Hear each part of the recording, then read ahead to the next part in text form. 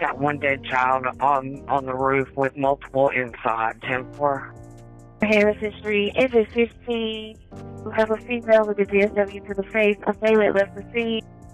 West 79th, and then we've got another location, 504 Harrison as well. Copy. They are aware that it is two separate locations. Again, I need you to verify and do a head count. I need you to get this information as quick as possible. Imagine moms waking up every single morning into a world that is suddenly quiet. And all because a madman, Shamar Elkins, decided to go on an unaliving spree and took out 8 innocent little souls, and 7 of them were his. And based on official documents being released, we are finally understanding why he even took that step. Honestly, what has to go wrong in a person's soul for them to look at their own flesh and blood, kids who probably ran to him for hugs, and decide to be the one to end their light? I don't know what people think in the crevices of their mind to want to harm another human being, let alone that of children. Or maybe this was all a plan, and the reason why Shamar targeted them is because in his twisted mind, they weren't just his kids. They were the ultimate way to hurt the women who were trying to leave him. He didn't just want to end his life. He wanted to delete the entire world he created so that his wife and girlfriend would have absolutely nothing left to go back to. Maybe he targeted them because they were the most precious things those women had, and he wanted to make sure that even if they survived, they'd be living in a hell he created. Can confirm the suspect in these 8 homicides is Shamar Elkins. He is believed to be the man responsible for this heinous act. I can tell you that 7 of the 8 children that were are believed to be his children. We are still working to determine a complete motive and understanding as to why this happened, but it is domestic in nature. The mother of the children was also shot and had very serious injuries, although we are hopeful she will recover. There's another female that was in this residence that has life-threatening injuries.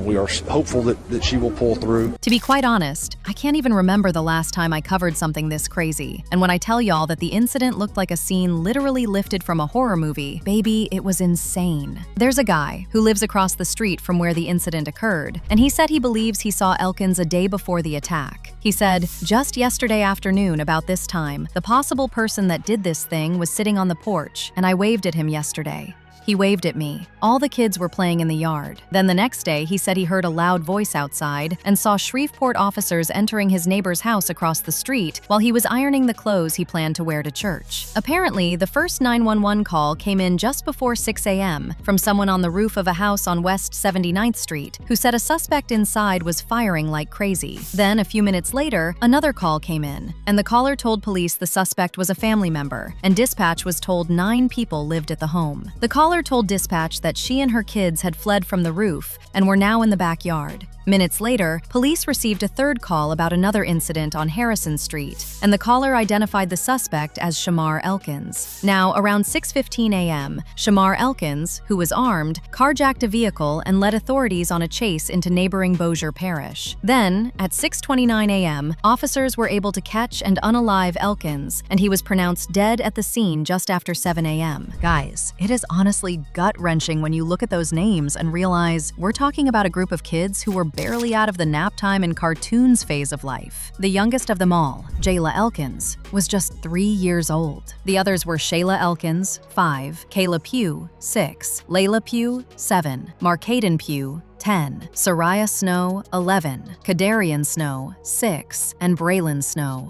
5. Their stories were cut off before they even hit the middle school drama milestone. They'll never get to go to prom, walk across a graduation stage, get married, have a family, or even figure out what they wanted to be when they grew up. It's literally a whole generation of dreams, doctors, artists, or maybe just really cool adults that we'll never get to see. And you know the most devastating part of this entire story is that Shamar was literally pursuing them. He wasn't just firing aimlessly. See, 2 of them escaped and made escalated out of the house onto the roof, and Shamar hit one of them right there on the roof, and the other one jumped off the roof and survived. Honestly, realizing how scared the one that survived might have been to literally jump off the roof. So the question people are asking is, what would make a man act like a literal animal to his own family? Apparently, this whole rage was because of infidelity and the wife wanting out, and the hypocrisy is really mind-blowing if you ask me. We're talking about a man who was reportedly out here doing whatever he wanted, breaking every rule in the marriage handbook with all his cheating, but the second his wife decided to play by those same rules and walk out the door, he completely lost it. Isn't it crazy how some men think they can do the most, but the moment their partner says, "I'm done," they turn into a different person? Like, where was all that passion when he was out here cheating? To make matters worse, they were literally supposed to be in court on Monday to sign those divorce papers. Those documents were basically the receipts for everything he'd done wrong, and he was going to have to face a judge and the truth. And it's like he saw that Monday deadline coming and decided he'd rather destroy everything than let a piece of paper say he failed. Well, there are other people who are saying that this is just a classic case of mental health issues, and all the signs were there. See, Shamar had posted a photo on Facebook of himself smiling with his kids over Easter. Like, he even wrote in the caption, "Had a wonderful time at church for the first time with all my kids. What a blessed day." However, just 1 month ago, Shamar was letting it be known that if he could go back in time and have kids with a different woman, he would. Now, I must admit that a lot of people feel that way, but posting it is a different thing, and it's like he was letting it be known publicly that there were issues. Yes, a lot of people go to Facebook and social media with their problems, but for this to take place soon after he posted that, it's kinda like a small sign.